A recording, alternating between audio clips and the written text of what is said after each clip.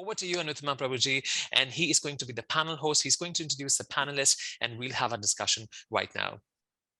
Thank you, Tamohara Prabhu, and good morning and good afternoon and good evening to all of the Vaishnavas here. It's a pleasure to see all the devotees. Please, first of all, let me offer my humble obeisances unto all of you.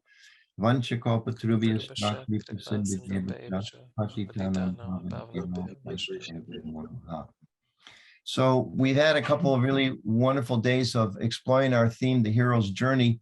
Those of you that were able to be with us for Yogeshwar's introduction the first night, he mapped out the whole process of how these challenges come upon us, this call to adventure in our lives, in our spiritual lives, in our family life, in our professional lives. So today we're going to look at this particular topic, stand and fight, facing our fears. And I did some research. I'm not at all an expert on this concept of hero's journey. I'm learning along with everybody else as we go. But what I've seen, different people analyze 5 steps, sometimes 12 steps, different analysis of how many, what are the different phases we go through. But all of them have something similar to this. In one place I researched, they talk about one of the steps in the journey of becoming a hero and facing the challenges is what they call a path of trials. You know, I hosted a panel yesterday, talked about responding to the call to adventure. Chaitanya Charan and the other panelists responded in their own experiences about calling Jugal Kishore, and you know, how do we respond to this call to adventure? And then as we do so, then the tests start coming. So that's what we're going to look at today. And another way of analyzing, they talk about a 12-step group. They say the 8th step is the ordeal. The greatest fear, the most difficult, challenging. The work is challenging, but as we know, and as devotees, we heard last night about from part to how we have allies. Radhika Raman talked about how we have mentors. So we also know we have friends and we have supporters. But all of us know as men, there's kind of a concept, right? The archetypical prototype of perfect manhood for us, I think, is maybe Arjuna, who had to kind of stand and face his fears. And it's interesting. I'm not a scholar of the Mahabharata at all, but I'm a fan of the Mahabharata. I've read a bunch of different versions and been listening lately to Krishna Dharma's audio tape of the Mahabharata. And one thing that strikes me is kind of in a simplistic understanding, we hear, okay, Arjuna was confused. He heard the Bhagavad Gita, he got his head straight, and he just went out and fought, and everything was easy after that. And if you read the book or you listen to the book, that's not what happened. He went through, continued challenges and continued, in a sense, would like kind of backslide, and Krishna have to talk to him again and encourage him again, and in a sense, facing his fears, facing his doubts, facing his confusion multiple times. And I think as devotees, men these days trying to get in touch with it, we'll talk about, get more in touch with what it means to have fear, to recognize that, to overcome it. And I think sometimes as devotees, we have the sense, okay, you're supposed to have done it once and now you're over it. But that's not so simple. It's not so simple. So we're going to look at that today. And we've got 3 really wonderful panelists, and I'd like to begin by introducing them. Not in any particular order, but we're going to start with Tota Gopinath Prabhu. Became a member of ISKCON in 1974 at the age of 16, and he was initiated by Srila Prabhupada in 1976. He himself is a survivor of abuse, which he used that experience as a catalyst to actually, over the past few years, help over 1,000 youth overcome their own challenges and become empowered to be survivors rather than victims. He frequently lectures in schools, and he's an ardent believer, as you'll hear, in helping others. He has been an independent contractor for the government of British Columbia and Canada for 20 years, and he began and has managed and owned Esprit Homes for Youth. Again, we'll hear more about that in a few minutes. An interesting guy. He drives a big Harley Davidson motorcycle. I think for me, that would be one of the fears I would have to overcome, driving a Harley Davidson motorcycle.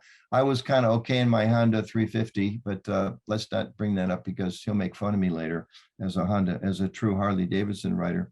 But he mentions here the youth find that cool. That's actually something that helps them reach out and connect with young people as well. And through that, they think, well, he's a cool, the Harley Davidson's cool, so therefore Tota must be cool, and he's into Krishna, Krishna must be cool. So there's all kinds of different ways to bring people to the Lord and to his service.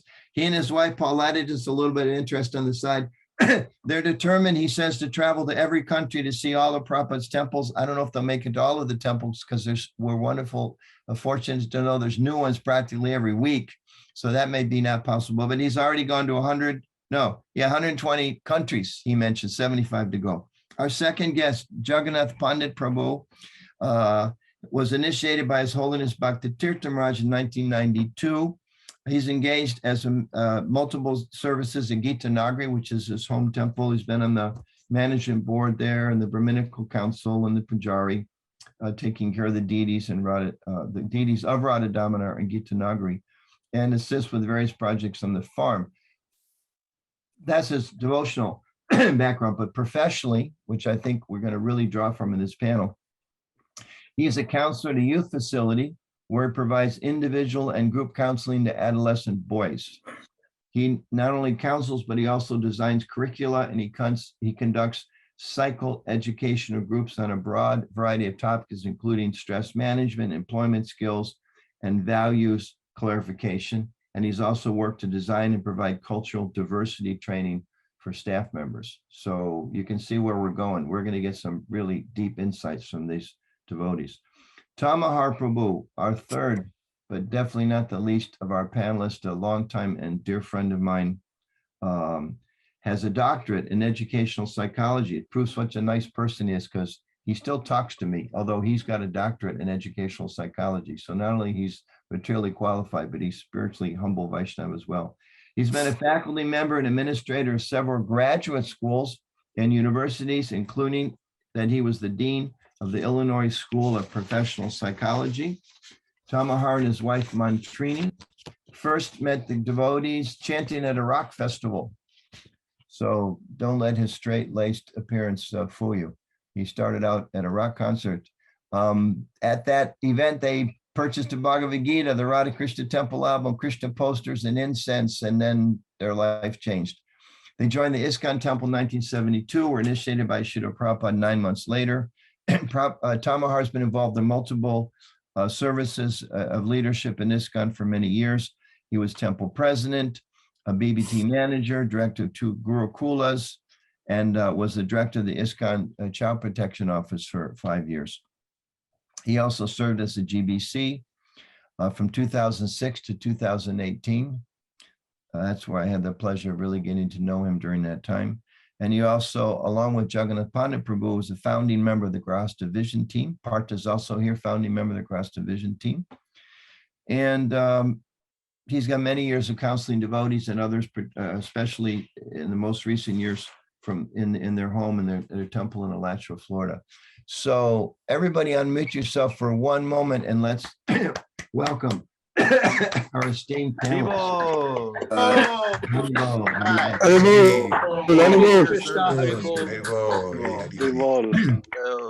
One thing I think is wonderful, and I think about this a lot, there's different generations of devotees here.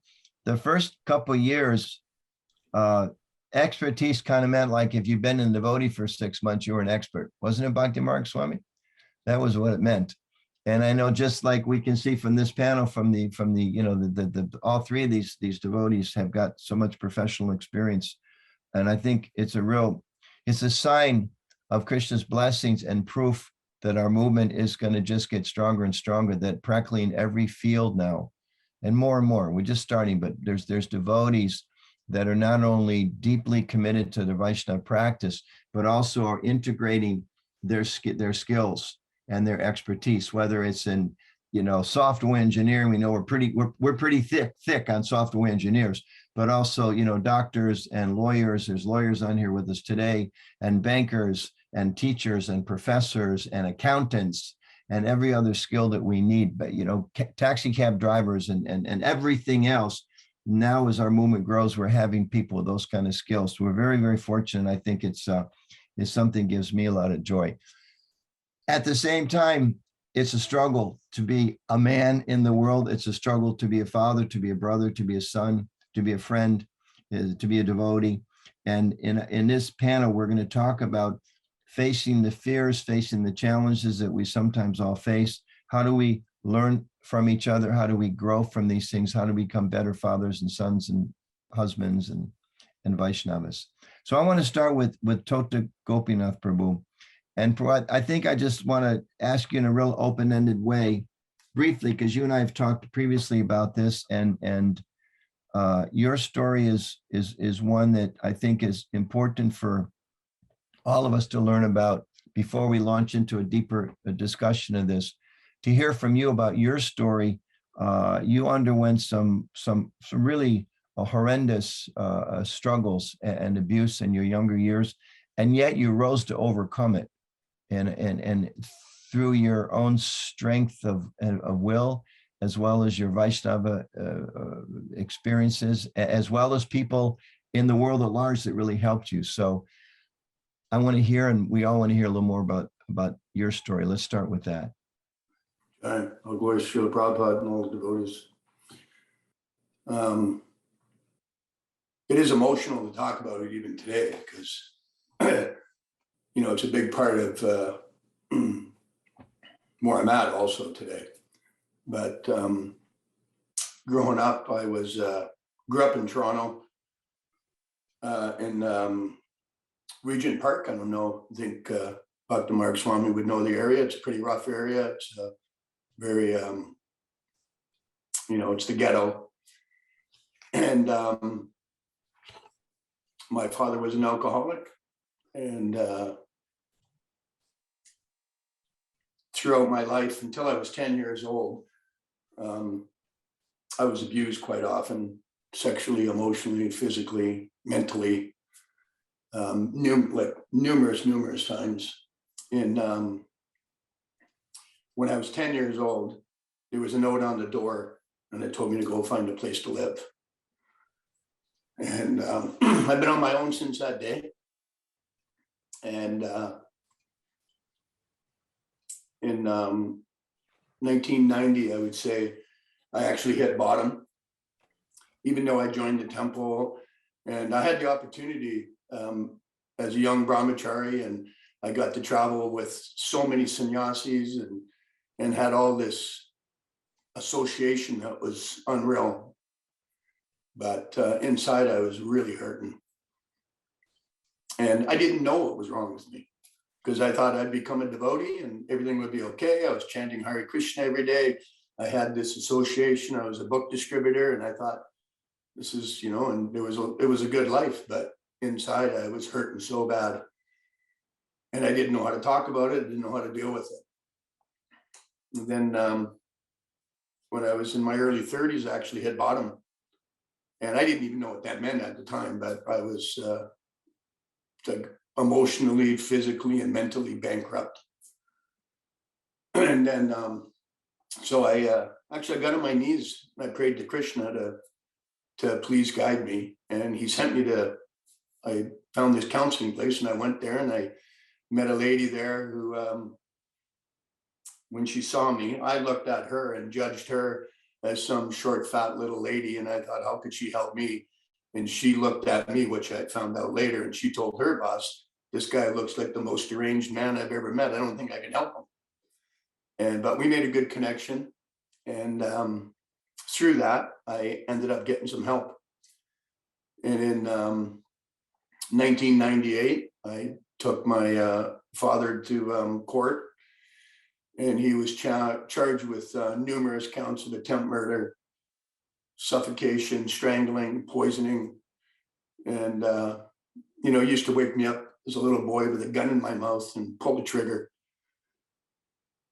So I ended up taking him to court in Toronto, and he was charged with numerous counts of attempt murder and went to prison. And he was in his 70s at the time. And through all of this, there was a lot of pain in trying to heal, because I'd go to counseling and you know, I was opening up all this stuff. And then when I would leave after a few days, I'd feel a little better. And then I would go back again because I went once a week for years. And then I would leave there a mess again. And I kept, why am I doing this to myself? But in the end, it made me a stronger person. I was about 25 years ago, I started working with kids. And I ended up getting recommended by some leading psychologists in Vancouver to the government that I should have my own business because I could relate to kids better than they could with their degrees. I'd like to mention also, I didn't even finish grade 6. So when I came to ISKCON, I was illiterate. I didn't know how to read. I didn't have any skills at all. And,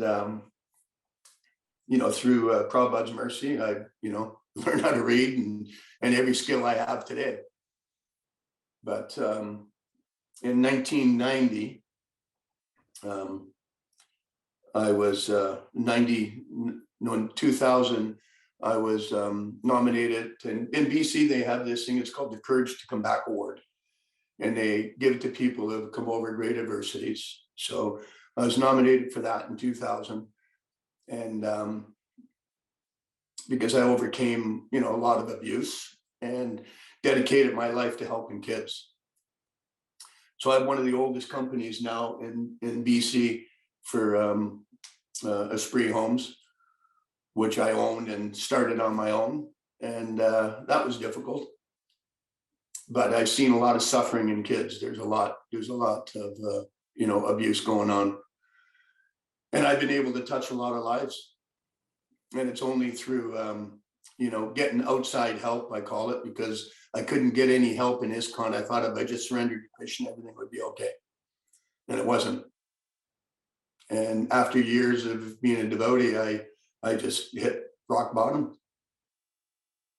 And today, my life is absolutely fantastic. I always say that, I'm more dedicated today than I was when I had a shaved head and a robe on. And today I have a very steady program. My deity's behind me. I chant my rounds every day, read Prabhupada's books every day. And I've totally, in the last 30 years, rededicated my life to Krishna better than ever before, but it was only because I got outside help.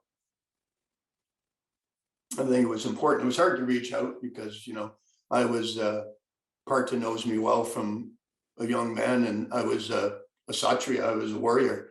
And the only emotion I ever knew was anger. And so I took everything that ever happened to me was an angry thing, whether it was good or bad, it was always anger. And today I can identify with different emotions and I don't have any anger anymore. So. Thank you for sharing that, Prabhu. Good.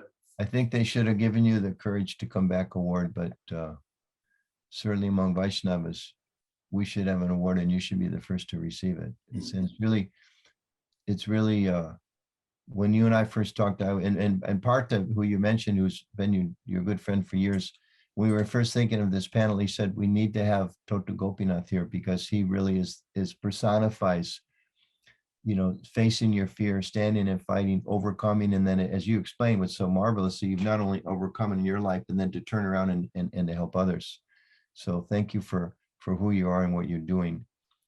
Tamohara, maybe I'll go next to you, and I want you to kind of share your general thoughts, but maybe first, could you reflect, because, I'm just, as we listen to Tota Gopinath, I'm thinking of the work that you do with the Child Protection Office and the work you've done, professionally for many, many years. Tota Gopinath talked about how he was a devotee and he was getting so much benefit for many years. And he mentioned to me he's traveling with, sannyasis and this and that. And yet still there were things that needed to be dealt with. And he met this woman counselor who really helped him out. Can you share some reflections on that, Tamohara? Because you are a deeply committed Vaishnava, and yet as a Child Protection Office, you help people chant Hare Krishna, but you also help them get psychological counseling and things like that. What are your reflections on these various sources of need. And is it realistic? Is it sometimes devotees in the past have thought it's a shortcoming? I just chant Hare Krishna, everything will happen. But Tota Gopinath's story seems to say, well, hey, maybe sometimes we need more help than that. So can you just share your reflections on that? Oh, you're muted, Prabhu. There you go. I'm not sure whether you want the short answer or the longer answer here, because it's a very complex topic. It's a very important topic and something I've thought about deeply for, decades. We're all different stages of the journey, the path, the marg, and we all have these anartas and samskaras, the unwanted habits, the unwanted impressions of the mind that come in both this lifetime and previous lifetimes. And so we all bring this stuff with us. So, of course, the process of Krishna consciousness is purifying, and that will purify the mind, but of course, it may also take time. And so sometimes the question is, do we need help along that way? So my experience, can I just tell a little bit about my experience with counseling devotees? Okay. Over the last 30 years, my wife and I have counseled hundreds of devotees. Unlike our other two panelists, I've actually, although I've been in the academic world, teaching counseling and psychology, etc., I actually have never done counseling with non-devotees. I just, I always wanted to work with devotees. That's just me. That was my nature. So my experience has been, working with everyone from gurus and sannyasis to the new congregational members, the whole span of what we would call devotees. And what I've experienced from that has caused me a certain shift in my own understanding, because I felt very strongly when I first began that devotees already knew the philosophy, they were practicing the philosophy, but it wasn't fully working for them. Much like Tota Gopinath experienced, it needed something more. And so I really did rely upon trying to apply those skills that I had learned working with devotees. And of course, we worked a lot with couples as well as individuals. And what I discovered was devotees didn't really always know the philosophy very well, and they didn't really always practice, with the same commitment and with the same sadhana. But the experience we had with, as I said, with working with hundreds of devotees, that first two things were important. Those who were willing to change, willing to face the problems that they had better results. Facing Our Fears is the title of our thing here. And I was thinking about the Yogeshwar, of course, wrote his book on Srila Prabhupada. I heard a presentation from him a few years ago when he first wrote the book. And of course, he used the theme of the hero's journey discussing Srila Prabhupada. And so I was thinking, well, I understand with Srila Prabhupada, but what about just the rest of us ordinary devotees? But I think it is very appropriate. And we see Tota Gopinath as one of those examples of how devotees are heroes. Because we're struggling to get out of this material world. And Prabhupada said, becoming a devotee means basically declaring war on Maya. So it is a struggle, and the devotees are heroic to take up that struggle to get free from everything that the mind is bombarding us with, all of these bad experiences, negative experiences in life, things that cause stress, anxiety, fears, depression. We see all that in devotees, just like we do in non-devotees. The same kind of issues are there, and we deal with them all the time. But first of all, the ones who are willing to face those and work on them, which I think those people are heroic, and I always praise them for the courage that it takes to change. Prabhupada said that, gave the example that when you boil butter to make ghee, the impurities rise to the top. So you have to skim those off, of course. You can't just keep stirring them back in. So devotees, sometimes the impurities will come up, but they're not skimming them off. They're not actually doing the work that's needed to really handle those, to make changes in their life. So that's number one. But I think number two is even more important. And this is, if I communicated one idea to this panel, and not just this panel, to the devotees that are on this seminar, is this: that my strongest experiences at those devotees who were actually the most committed to Krishna consciousness and had good sadhana had the best results. I mean, it's an absolute, to me, a direct correlation. And conversely, those who are not very committed either to change or were not very committed to Krishna consciousness, they often struggled and there wasn't a whole lot of change. And so my realization was that devotees needed strong Krishna consciousness. So now where does counseling come in? Counseling, I say what I do now is more spiritual counseling. Honestly, I sort of became less inclined towards, just the more material aspects of counseling, although there's a very important skill there, very important skill set that not everybody has. In fact, a lot of devotees don't have. A lot of devotees preaching, so-called, to others sometimes is even more harmful than good. So there's certainly a skill level there that's required. But it's difficult to work through all the nuances of our very complicated minds. And of course, that's where Krishna consciousness is there to purify the mind. And so what we found was the devotees that were actively working on their Krishna consciousness, skills seem to come more easily. They seem to be able to make those changes. They seem to be able to understand these things more.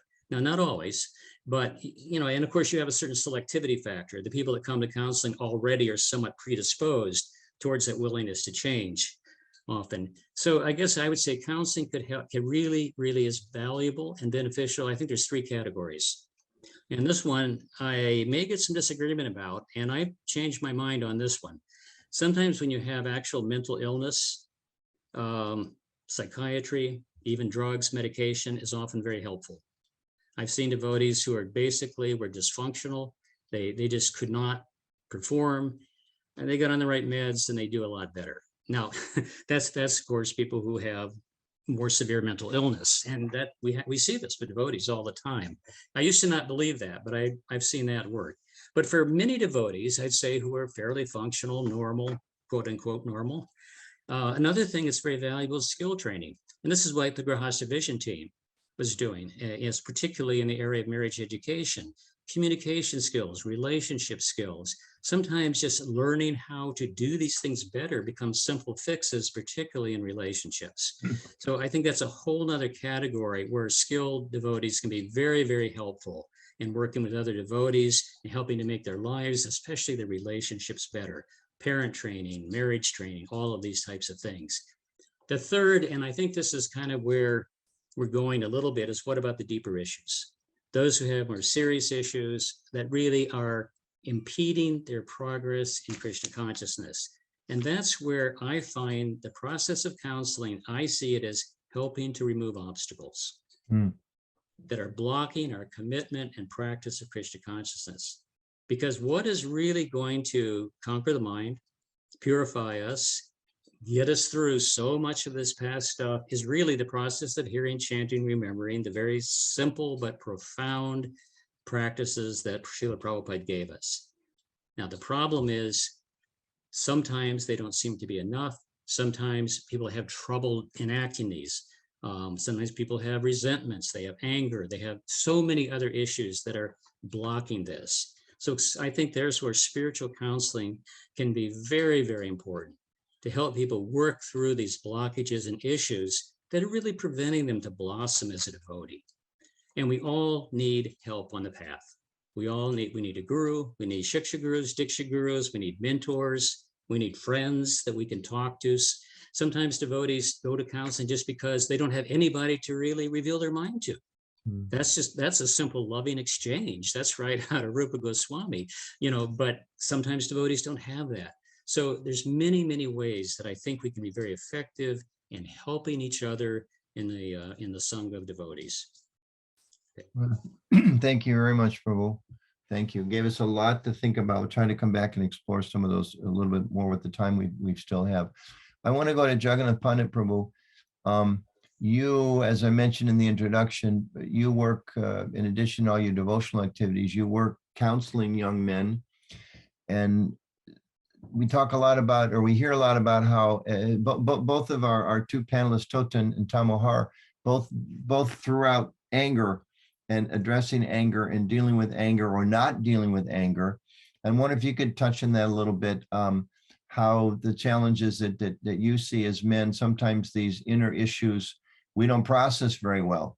And that leads to kind of multiplying whatever trauma or challenges that we face. And I think you're still muted, Prabhu.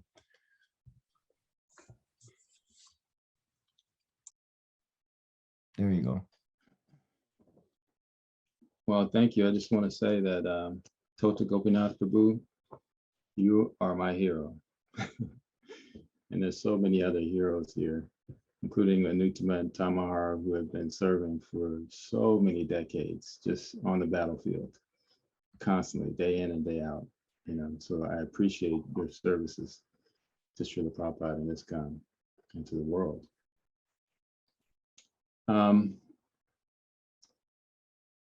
When we think about ourselves as men and how we become who we are, we're born and raised to be how we are.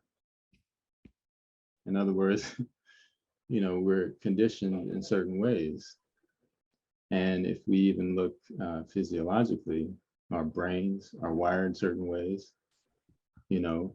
and these are things that are strengths for us, in some ways, because we're able to be more detached. For us souls that are in men's bodies, we can act courageously or protect, fight, handle dangerous situations, fix things, solve problems, compete, be a kshatriya. But it's this same quality of being able to be detached is a weakness in one sense, because we can repress our emotions and feelings. And as Tota Gopinath was saying, anger is one of those feelings that it's easy for us to identify or express.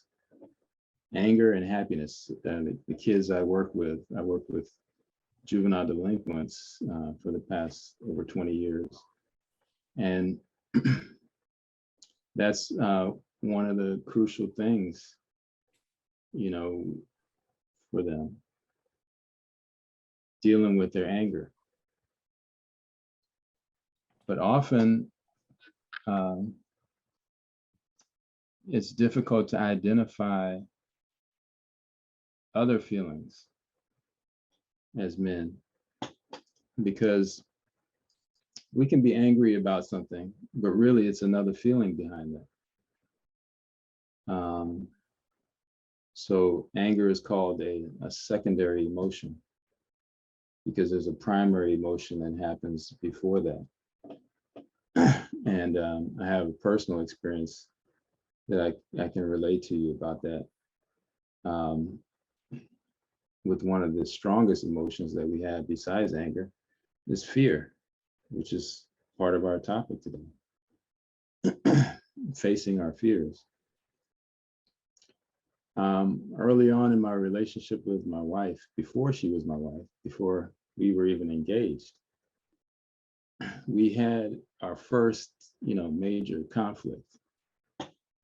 And I was so angry in the situation. And I couldn't get beyond it, like why I was so angry and so on, until someone helped me to understand that really what I was feeling behind that mask of anger, the primary emotion that I had was fear. And I was afraid of losing her. So once I got in touch with that, it was like, whoa, because I was just like a balloon blown up with all this anger. But then once I was able to identify what the feeling was behind that, it was like the balloon just collapsed, because I was able to understand what was going on inside of me and becoming present to that. And it's like, oh, okay.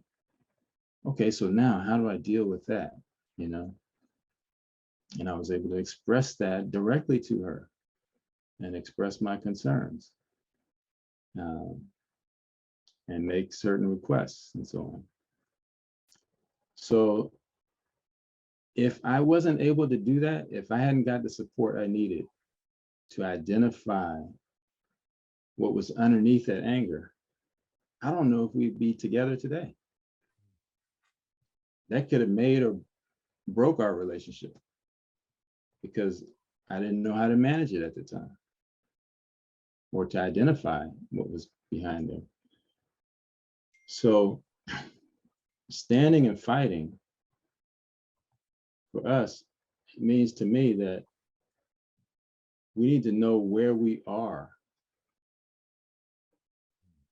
And that means so we can stand and fight. Means being present with ourselves, what's going on inside of us. Just like if you're trying to get to a destination, we're all trying to get back to Godhead.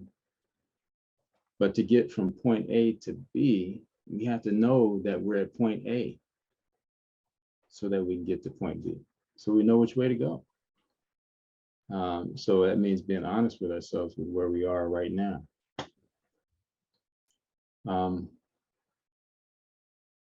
So there's many other feelings too. I mean, this in some of the kids I work with, this is one of the skills we try to teach them, the skill of knowing your own feelings. Because, I work with kids that have come out of places like Tota, Gopinath, the inner city.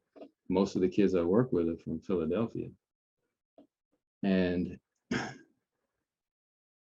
they're taught that, hey, you can't show any weakness. You can't make yourself vulnerable. Otherwise, you get taken advantage of. But at the same time, if we deny that we have a feeling, does that mean it goes away? No, it's like a water balloon. If you sat a water balloon and just smashed it, I mean, the water it's just going to still be there. It's going to come out in other ways. And if you smash it hard enough, it's going to splash out and explode onto other people or other around you. So one of the things we try to do is to help the kids, help ourselves as men to be able to identify the feelings behind the initial feeling of anger. And when we're able to do that, then we can have more control over ourselves, over our situations that we're dealing with, and so on. Because ultimately, we have to be able to feel. In other words, at a spirit soul level, I mean, it's all about emotions. Baba, right? Prema at the most. And so how can we actually love Krishna if we don't express it through emotions, pure emotions? So what we're experiencing here in this material world often is like false, perverted reflections due to our lack of remembering who we are, perverted reflections of real emotions, And I heard an analogy the other day by Chaturama. He was saying that if we start off with 2 + 2 = 5, and we try to build off of that, our computation is going to give us a false answer all the time because the foundation is faulty. So when it's not that the feelings are false, they're real, just like the material world is real, but it's also called false. It's illusory. And the feelings constantly are changing. So I think your point too to us is with your work with adolescents that we shouldn't think, as we often do, well, it's their problem or it's his problem. But what I'm hearing from you is I need to see how it also may be my problem. And as men, it's a challenge. I'm just thinking as you're sharing these really wonderful insights that I remember teaching some seminars or facilitating some conversations in Mayapur, and the classic thing if there's a group of men and women, you ask the men, what do you feel about being in Mayapur? And the typical response is, well, I think it's a really nice place, and I think this, and I think, say, no, what do you feel about it, right? If you say to the women, John, you know, you can't overly generalize, but there's definitely the tendency there. If you ask the women, what do you feel about Mayapur? They tell, I really feel this and I feel that and I love this and I don't. And the guys, it's such a hard thing to get them out of that, I think, but to really be in touch with their feelings, it is a big challenge. I want to go back, if I may, to Tota Gopinath, and I'll come back to you, Jagannath Pandit Prabhu.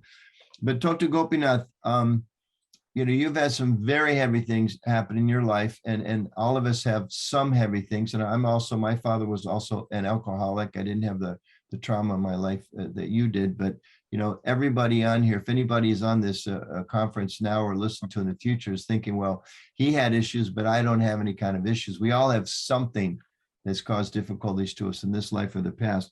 I'm curious for someone, you know, particularly talking to devotee men that maybe have had some heavy things happen in their life. You know, we're often told, as Jagannath Pandit was saying, you know, be tough, don't show any weakness. You got to just suck it up and just kind of like put it to the side, forget about it, move on with their life. Would you recommend that's the way to deal with those types of things? No, absolutely not. It's funny when I think of the tough, because I thought I was a tough guy. And inside, I was so weak and so insignificant. I was so weak. But on the outside, I'd be the first guy to drop the gloves. That's how I grew up, right? But on the inside, I was so afraid. Now, for those that aren't from those that aren't from Canada, let me just interject here. Dropping the gloves is a hockey term. Hockey players skate with very big gloves, and when some tensions comes, they drop the gloves on the ice and they start punching it out. So I just want to clarify, everybody knows what you're talking about there. Go ahead. And you know, it was you know, and to deal with you know, trauma was actually harder than not dealing. I mean, it was hard to do. And people think that if you don't deal with it, then you you know, then everything's going to be okay, but it doesn't work that way. And I found just throughout my whole life, it affected, similar to you know, the water expanding everywhere. That's what happened to me. Everything that eventually at one time, I think I explained, there's that game Whack-A-Mole in the P&E, or the, you know, where a little thing pops up and you hit its head and it goes a little gopher. Well, that's what was happening in my life. It was popping up, and if I tried to stuff it down, it would pop up somewhere else, and it would go over here, and it just kept happening over and over again to every single area of my life. You know, and alcoholism, they say that, you know, the beer spills out of the glass and it affects everything in your life. But that's what was happening with my problems. And there's no way that I could ever control that. I just didn't know how to. I was totally overwhelmed. And that's when I say I hit bottom, right? And that's when you realized you really needed help, and this woman came into your life who was counseling you. You mentioned to me when we spoke the other day, I think she's now 80 something years old, and you're still in touch with her. I am. She's, you know, now today, because I had never had a close relationship with my parents or anybody. She was the first person I could actually say I loved, because she took me on the longest journey I ever went from here from my head to my heart. That's beautiful. Tamohara, you wanted to respond to that? And you muted people. Maybe I think our panelists should all keep themselves unmuted so we can jump in and out. Go ahead, Tamohara. Yeah, I was really completely relating to what both Jagannath Pandit and Tota Gopinath were saying about some of the issues with, particularly with men. I mean, it can be there with anybody, but I would say since this is a conference that's aimed towards or directed towards men and their experiences, because especially working with many couples, that was probably the main modality that we tended to work with.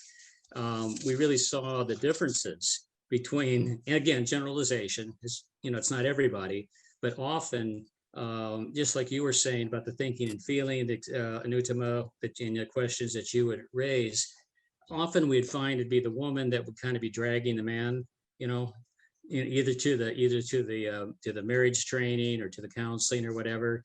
They tended to be a little more willing to engage in the process, and we found, you know, men often do have more problems with communication. There's actually a lot of studies on this. Women in general just tend to be better communicators. I mean, it's just a fact, that it's something about the upbringing, or, you could, for whatever reason. Also, this denial of problems we see all the time. Sometimes you've got to work through a lot of denial that there even is a problem before you can get to it, before you can get to a solution. And the other thing I was thinking, this fear of weakness, definitely. That's why we always, with the marriage training, and those of you who are on the Grasa Vision team can relate to this, we would always push with men is this is skills training. This isn't counseling. It's not therapy. It's you're developing skills. You're developing strengths. And so that tended to get them on board a little bit better. And it was we weren't. It wasn't false advertising, but you had to sort of push that aspect of it often with men. And the thing about emotions was another really good point that I think both of the other panelists made. And, certain emotions traditionally in any culture, are acceptable for men and not acceptable for men. As you have both mentioned, anger is one of those emotions that somehow is acceptable. Not that people think it's good necessarily, but it's very understandable. And I think, what's the other one you mentioned, Jagannath? Happiness. You could, or one of you said, it's all right to be happy. It's all right to be angry. But to be afraid, to be vulnerable, to be weak, to be sad, not so much accepted. And even though as devotees, we know we're not our bodies, we know the philosophy. And I think also Jagannath made a great point about, we have to open up the heart and open up the emotions if we're ever going to get to the point of Bhava and Prema, or, any of, and really understand Krishna and his relationships with that sense of love. That just reminded me of one real quick anecdote with Bhakti Siddhanta Saraswati Maharaj, that he and had a lot of his followers along with him, a lot of householders, and there were some beggars there, and of course, and the householders were going, no, no, no, no, no.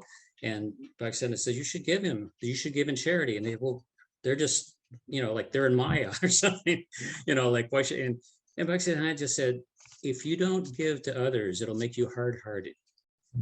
And the thing is, and obviously, if we're hard-hearted, we're not going to be able to very easily accept Krishna's love and reciprocate those loving ways. And so I think that is a challenge for men. I agree completely with the other panelists. Men need to learn to open their hearts to and be able to be vulnerable and explore all of those emotional sides. Because if we don't, those anartas and subscribers, they're going to be with us. If we don't skim the impurities off, they're just going to be there, hindering us, blocking us from pure devotional service. Jagannath Pandit, back to you, continuing your story. You recognize that although you were feeling angry, and I think I would probably say, I got my own male energy. Sometimes I feel like if somebody asked me, what's your overriding emotion, I'd have to say anger. I've been chanting Hare Krishna for a long time, but if I wouldn't say love. I'm trying to get there, but I definitely, under the surface, there's anger there. It's almost like it seems to come with the body. So, but it's very interesting when you talked about, well, it's symptomatic that it's something that's maybe easy. You said, like with the people you work with, they feel anger or they feel happiness, but they don't know what's that secondary feeling. What that is the secondary feeling. They don't know what's behind it. And then you gave that story yourself. You realized in a relationship with your future wife that it was fear. So what's the step, looking at our theme, facing our fears? What's that next step? How did you face that fear? How did you deal with that fear? How did you come over that fear? Maybe your own story, but also, helping us, because I think we're all told you're not supposed to have fear. You're a man, like we're saying with Tota Gopinath, right? Suck it up. You're a man. You're not supposed to be afraid, but it's like, hey, it's there. How do we deal with it? So share us your realizations on that, Prabhu. Well, something that came to mind is that, we have to become conscious before becoming Krishna conscious. So being conscious of what actually is there inside us, because it actually is there. That's being real with ourselves, right? Being honest and truthful. And if we're sincere and honest, then we'll face that. Especially if we have the desire to serve. But I'm gonna go back to my situation that one of the things I did was, and this is a technique that anyone can use to help you really get in touch with what's going on inside of you at any time. I took a pen and paper and I journaled about 5 feelings. I wrote down, I'm angry about, and just whatever came to mind. And I would just write it all out, and still do this sometimes. I'm afraid of, and just write it all out. I am sad about, write it out. I'm ashamed of, and I feel guilty about, write it all out. So I did that process in that situation with my fiance at the time. And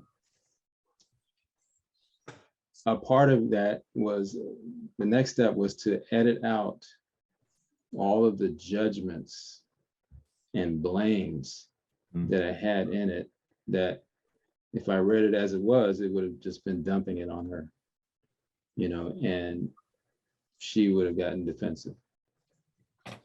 So what I did was that, as Anuttama alluded to earlier, I took responsibility for my feelings.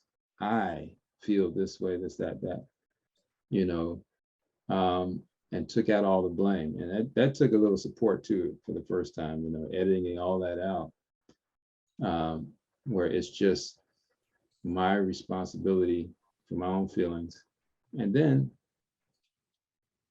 making a request. It's not a demand. It's not an ultimatum, but you're sharing your feelings, making yourself vulnerable, and you're requesting your partner or the person you have an issue with to do this or do that. The choice is still theirs. And that was uncomfortable at first. You gotta be very uncomfortable because you know, I was completely I'd never been that vulnerable with her before, even though we had have a good relationship at that time, and still have a good relationship. But when you say request, let me just jump in to be clear. When you say like, what would be an example of the request? Okay. Well, I'm going to go into some details of this situation then. Well, we don't have a lot of time because I want to open up for questions, but just as an example, because I'm not sure when you say then I would make it. So what's the request? You know, stay in the back of the house, don't make any more noise, don't make me angry anymore. Obviously, that's not the request. So what is the request? Just as an example, so we can follow your 3-step process here. So we were still entering into the relationship. So my request was that you not have any association with another person, another man in your house. Because we lived 3,000 miles away from each other at the time that we actually got together. So that was my request. So your anger led to understanding of a fear that you had. And by going through this process of journaling, you got to more clear sense of what the sourcer was. Then you could make a reasonable request to her by expressing, hey, I'm feeling whatever, my fear, my other feelings. And could you please adjust what you're doing in this way to help me be more wholesome in our relationship? Right. Wow. And that was a critical point too, because, you know, she could have just said, well, no, I feel comfortable with, I'm not going to cheat on you, but here, you just have to trust me. But she actually fulfilled that request. That took a lot of courage to put that out there too, because you were recognizing your own vulnerability, that you couldn't control the outcome, but that better to have openness and honesty in that relationship than just kind of stuff it in the water balloon and hope it doesn't pop. And that actually was a springboard for so many other opportunities for tools and skills to actually resolve situations in the future. It was a strong foundation for our relationship to have that kind of trust and openness. That's great. Thank you. Thank you for sharing that, Prabhu. Dr. Gopinath Prabhu, I want to go back and those of you listening in, we're going to get to getting some questions from some of you shortly, but I want to at least ask another question of our panelists. Your story certainly is one of overcoming trauma, and you've gone on to, you know, assist other young men and kids for 20 plus years. How actually some people may feel like, you know, I don't want to bring up these thoughts about the trauma I've experienced or the pain in my life. Let's just keep the door closed. And you said earlier, that's not the way to deal with it. Tell us a little more about how is overcoming trauma in your life, as I understood you correctly, actually enabled you to be more successful in your spiritual life and in your home life and in your career. It's sometimes it's the opposite of what we might think. I'll just throw it in the closet and slam the door. But I'm thinking here from you that actually it opened the door. Yeah, I think an important thing that really in my recovery, I'll say, happened was I did, you know, there's practices that they give you when you go to counseling, and one of them was called healing the inner child. And I did, I got a tape on it from my counselor, and I followed this tape. You go and, you know, and just lie in a quiet place and picture the best life you could ever have. And I pictured this life of a little boy, you know, sitting in front of a TV, and my mom with a flowery dress on, you know, cooking dinner, and my dad smoking a pipe, and that's what I pictured, right? And then all of a sudden, my dad would get up and kick me in the face, and I couldn't do this anymore. This healing of the inner child. And then a few years later, I met this this guy was a pastor at a church, actually, and I went and I told him everything that I'd ever done wrong in my whole life. Every little detail I was so ashamed of. And he said to me, he said, "Do you believe that God forgave you?" And I said, "Yes." And he goes, "Well, why don't you forgive you?" And so I started to forgive myself. And he took me on another journey, which was healing of the inner child. This is important stuff for my recovery, because when he took me on this journey, all of a sudden there was this baby now, not a 5-year-old, a baby at my feet. And he said, "I want you to pick this baby up. It's crying." I said, and he says, "Pick him up." I looked at him and he goes, "Who is it?" I said, "It's me." It was an amazing thing because it's so real even today. So I'm looking at this baby and he goes, "Ask him what's wrong." He said, "I just want to be loved." He said, "So you hold this baby and you tell him you love him and you hold him. When you're ready, you put him down and tell him you'll never abandon him again." And that was pretty powerful, because the one person that I never took care of or realized that was the most important was me, because I forgot all about me, because I didn't know how to come in touch with me, right? And once I did that, everything in my life changed. Materially, I opened up a business. I've made millions of dollars. Spiritually, my spiritual life is totally so dedicated to Krishna, because I realize now that the person that I needed to nurture was me. So it was an amazing transformation for me to go through that. And that's when really things started to change in my life, to learn how to love me. Dr. Gopinath just mentioned somebody put a comment, Darian Banks put a comment in the chat, kind of warming us up for a session coming up later about men can cry too, but he says, "Tears in my eyes listening to your story." Very powerful and very moving. Tamohara, you wanted some thoughts? Tamohara, let me throw a question out. You can either answer my question or share whatever different things you want to say, but you know, kind of starting to wind down our panel.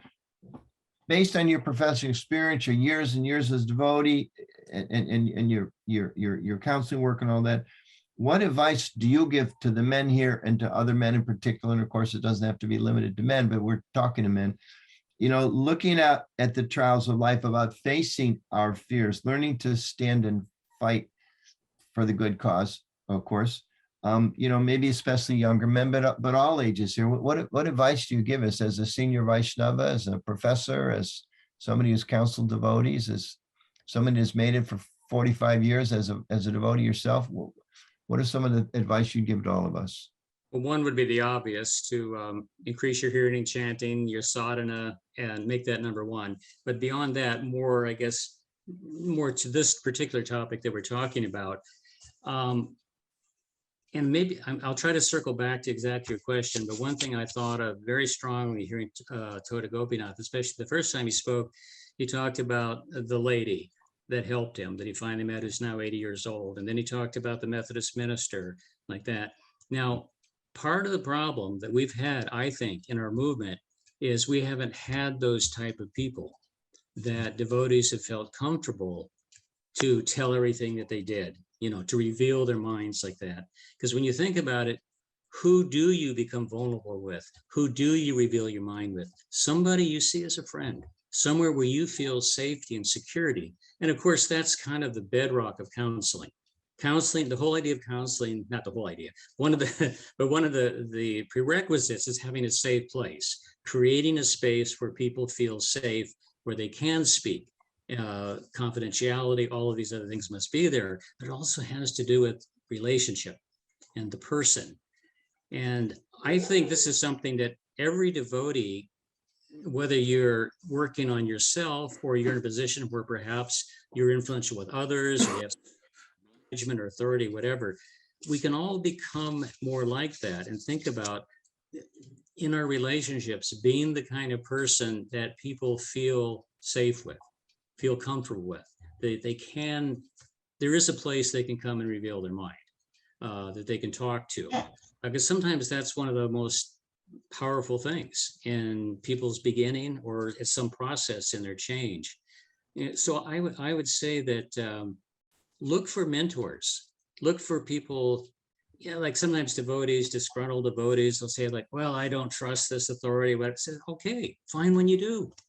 Find some devotee you do trust, that you look up to, that you respect, and they're there.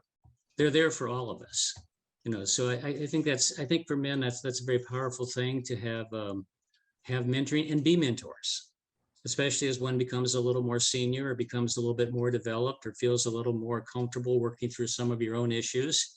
Take that knowledge, take those skills and give them to others. Tamohara, you said something earlier that I want you to respond to. You mentioned that preaching sometimes is more harmful than good. So you just told us we all should become mentors. So obviously there's some line there where it's good, where it's not so good. So explain, please. Many, many years ago, my temple president or authority or something was Gopinath Prabhu. And he had an expression he used. He said, devotees tend to use the philosophy as a bludgeon. In other words, we'd beat each other up with the philosophy. You're in Maya, Prabhu. In other words,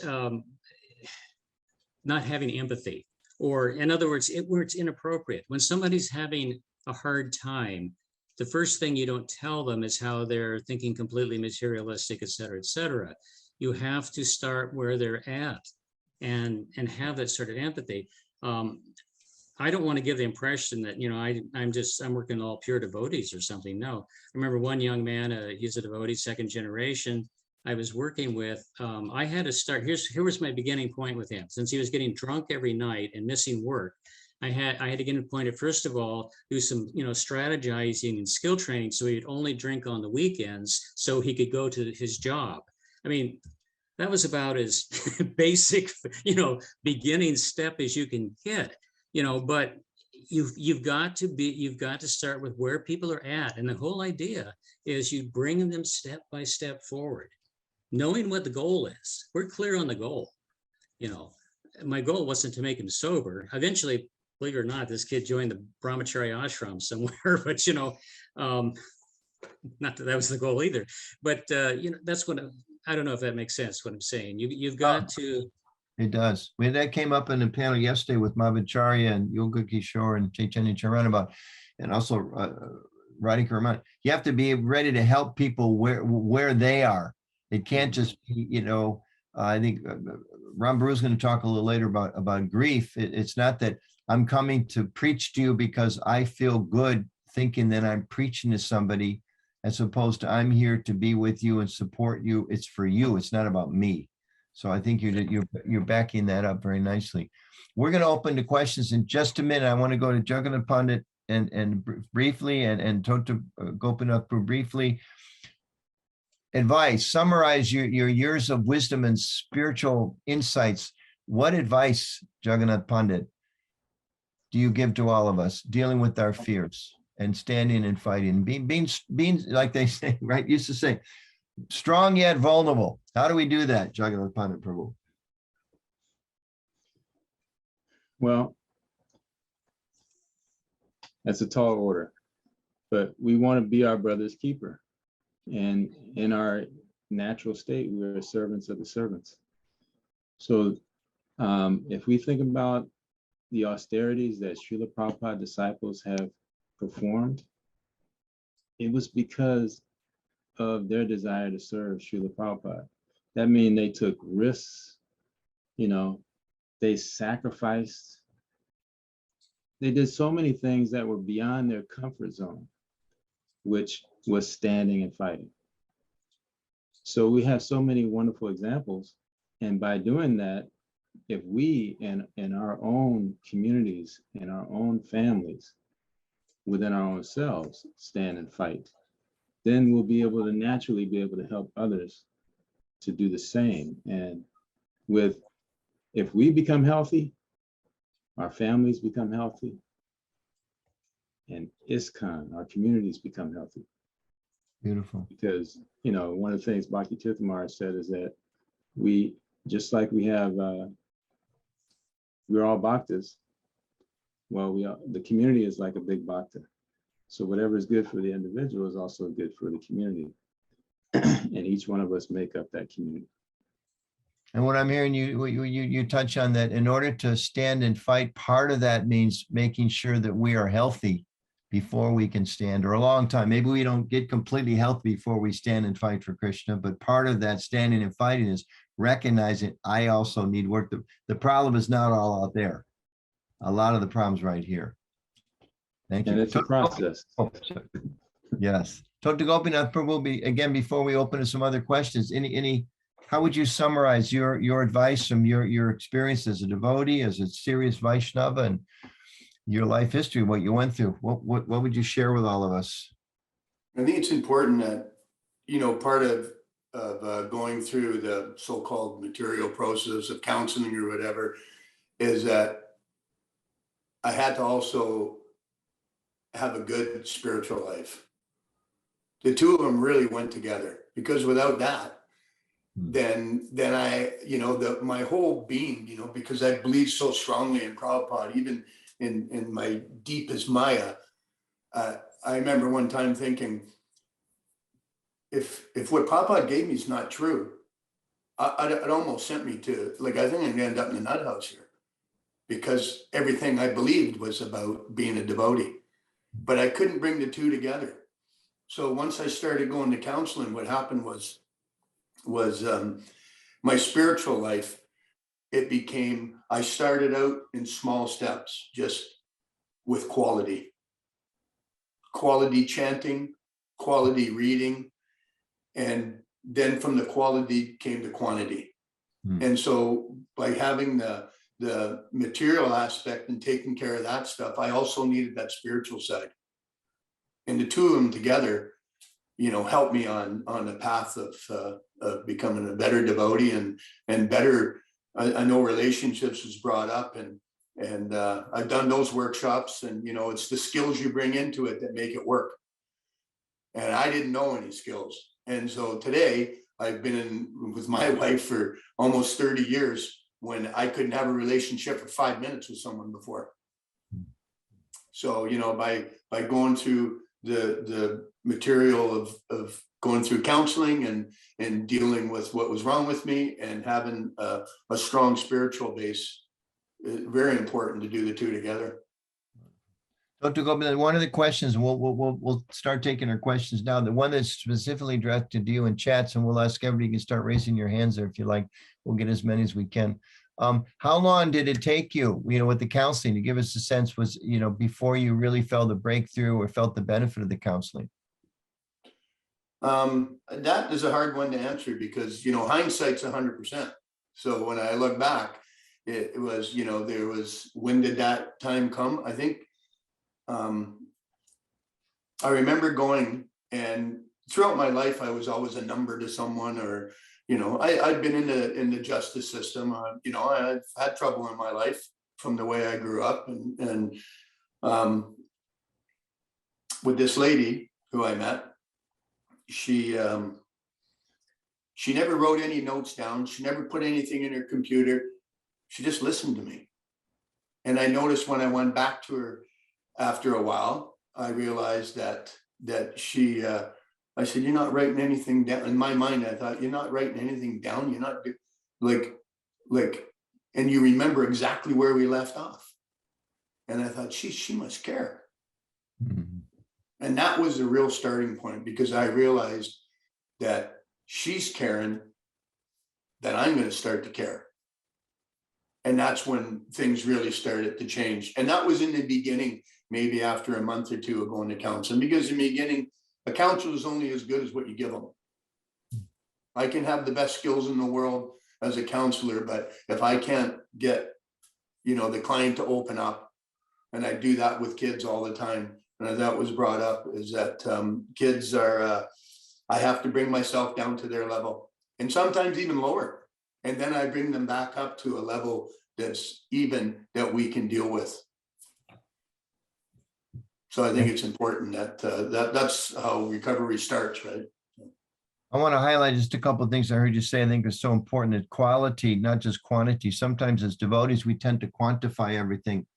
When we're having trouble, we feel that the quantity becomes overwhelming. 16 rounds, oh my gosh, or, this or that, so many pressures on us. But focus on the quality, start with one mantra, start with one prayer, start with one service done with a little bit of real heartfelt.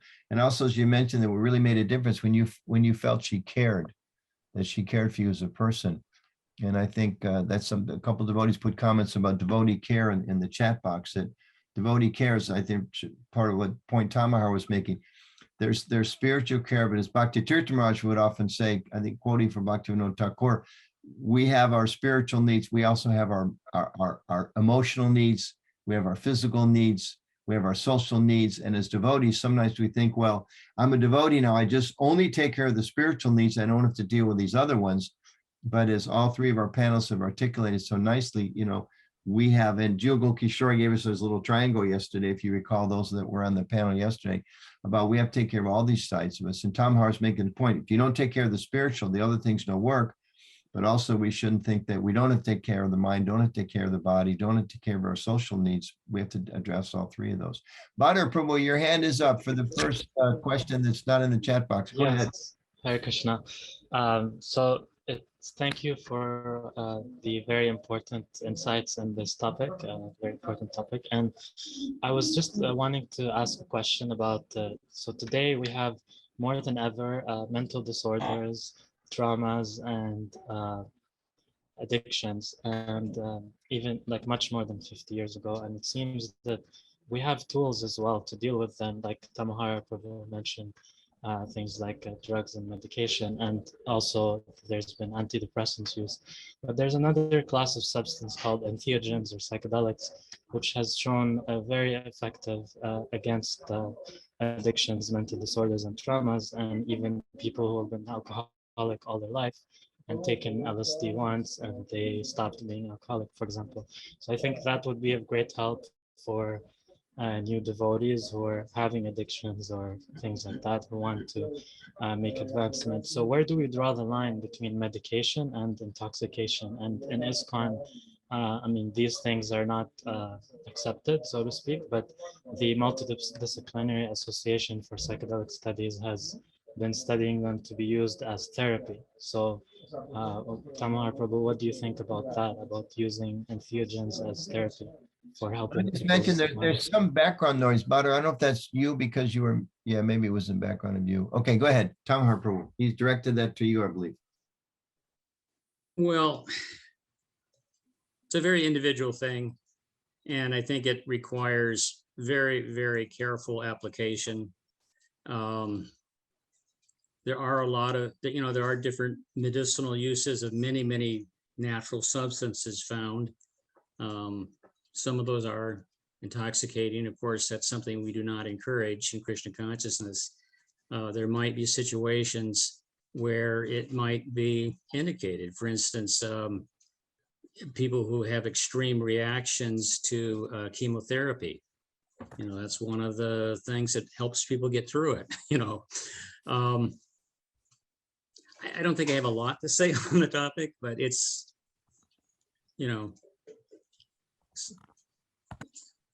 something to consider maybe, but I think very, very, very carefully.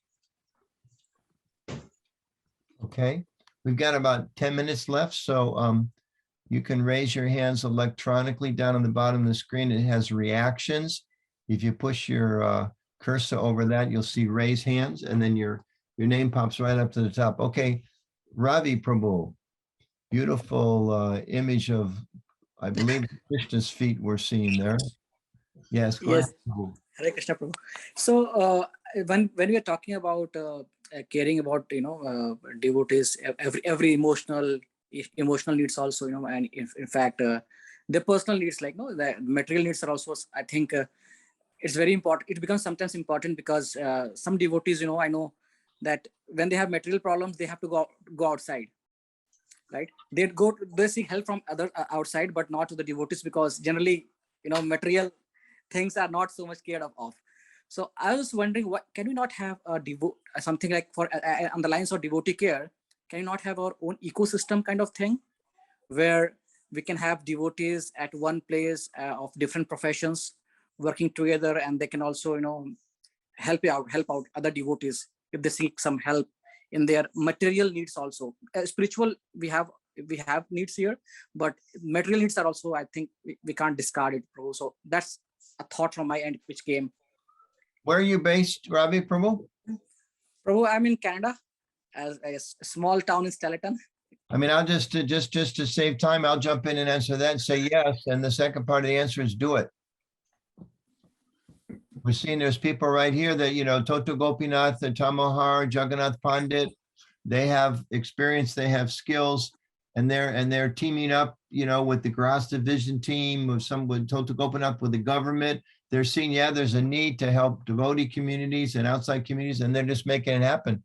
So if it's not there in your place, make it happen. Yeah, we should partner with those that have similar skills or complementary skills and make it happen.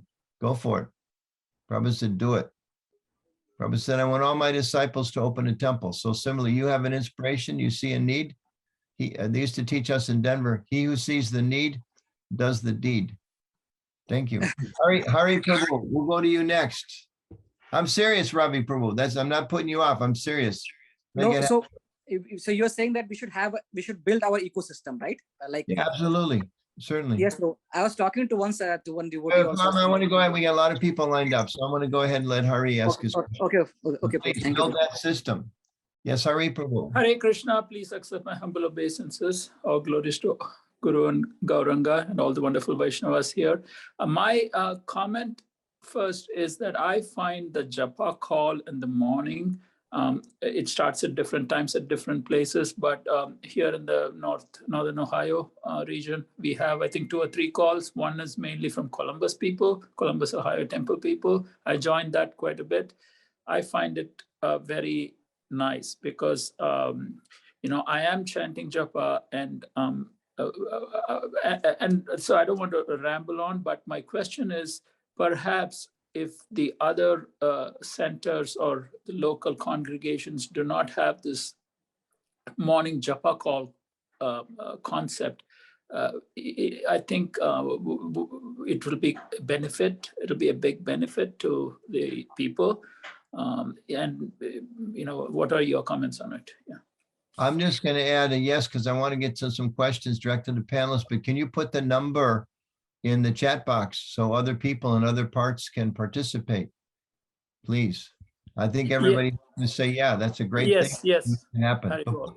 Put the number in there, Hari Prabhu. Yes, to- Hari Bol. Will others do. can Hare participate. Krishna. Dear Krishna Prabhu, Hare Krishna Prabhu. Prabhu, in the starting part of the session, Tamohara Das Prabhu mentioned those who are committed to Krishna consciousness and have a good sadhana, they have got the best result in dealing with the personal and spiritual issues. So if you can just elaborate a little bit more on that, what do we really mean by more committed? Does it mean being more committed to the teachings of Srila Prabhupada and his mission? If you can just elaborate a little bit more on that. Thank you. Yeah, committed to the mission, committed to Prabhupada, also committed, I think, to their personal sadhana, their personal, I mean, there's two things. One is the practice, and then sometimes it's the same as commitment, sometimes it's a little different. A commitment means that a person, this is what they want. They've realized this is their life and soul. As Tota Gopinath said, what else could you possibly do? There's no other alternative, without Prabhupada's teaching. So, but sometimes we find that people's, especially if they're not very good at association or different ways, it kind of wanes. It gets a little weaker. They're, I'm a devotee. Maybe I go on the festivals, but it's not like, it becomes less of an integral part of their daily life and being, actually. And I guess that's what I mean. The more one feels that their primary goal is Krishna consciousness, and all of these other things are sort of supplementary to help them, that bring their life together towards that goal. Thank you, Prabhu. Partha Prabhu, and then I think we can fit in two Partha and then Lokanath, and then we're going to take our break before the next session. So Partha Prabhu, please. I was wondering if you could address how unresolved trauma issues can perpetuate domestic abuse, which we're realizing in our own society is problematic. Okay, I'm going to restate that because it's a little broken up. How does unresolved trauma contribute to domestic abuse? And how do we resolve that? And it's a big question, but somebody want to summarize some brief response to that if you could. And I think he directed that to any one of the three of you like to jump in there.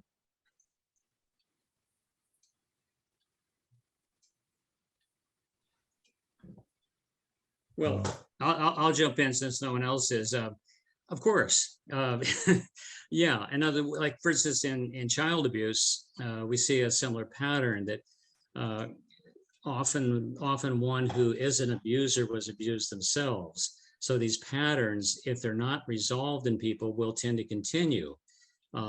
Sometimes sometimes the opposite will be there. That a person who had a bad experience will never want to have that kind of experience and will try to go, but if the issue isn't resolved, a person can repeat that. So, I mean, with domestic violence, some of the research on that is people who have experienced domestic violence, their role models, father, whatever, was abusive, they may also continue to be abusive if they don't work that out, if they don't go through that. So yeah, that's an issue. So further reminder to us, reinforcing what Tota Gopinath said previously, don't just think, okay, I'm going to leave it in the water balloon. It's going to burst out sometime. I've got to address these things. Lokanath Prabhu, last question of this illustrious panel. Hare Krishna, thank you very much. Thank you to the panel for sharing your wonderful experiences and your wisdom with us. The point I wanted to ask about is fear. And I was thinking about the story you told, Jagannath Pandit Prabhu, from your experience, how the fear, because we see it as a negative thing. It's bad to be fearful or to have fear, but in your story, it came out that actually through the fear, you were able to take such positive steps, and being able to deal with the fear properly, you were able to take such constructive steps in your relationship. So I was thinking, can we see fear as being also a good thing? Jagannath Pandit Prabhu. Yes, it is. it is a good thing.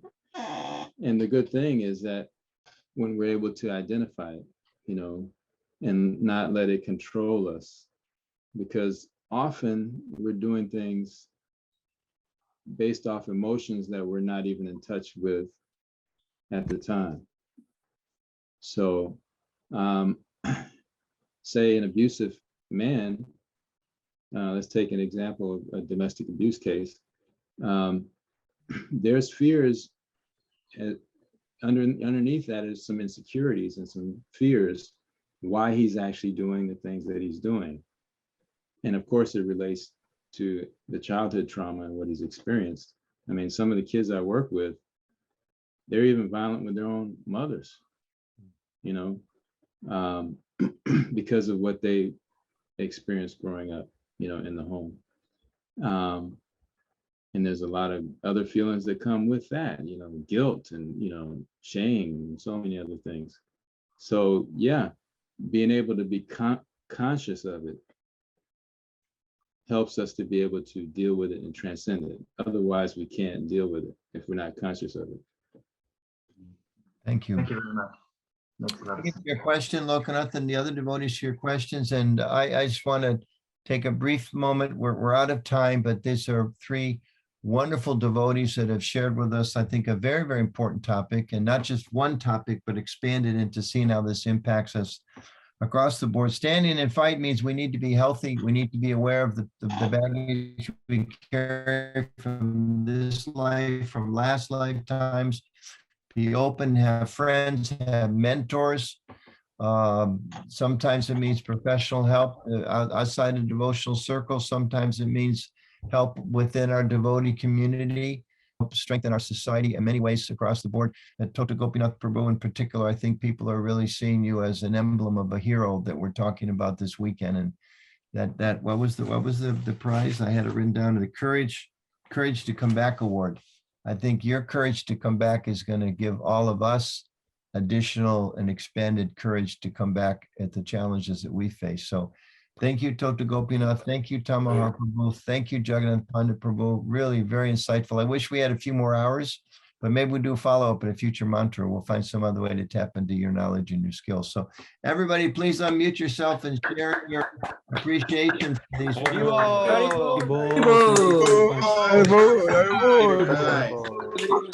Ram.